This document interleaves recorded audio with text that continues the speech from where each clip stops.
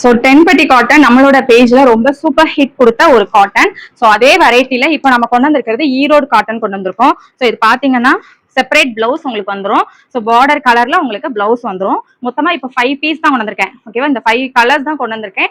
இதுல உங்களுக்கு எது பிடிச்சிருக்கோ ஸ்கிரீன்ஷாட் எடுத்து வாட்ஸ்அப்ல உங்க ஆர்டர் புக் பண்ணிக்கோங்க. ஸோ இது போகிறத பொறுத்து நம்ம 10 பட்டி காட்டன் மாதிரி இந்த கலெக்ஷனையும் நம்ம இன்க்ரீஸ் பண்ணிடுவோம். ஸோ இது ஃபர்ஸ்ட் கலெக்ஷன், ஃபர்ஸ்ட் டிசைன். இது செகண்ட், தேர்ட்,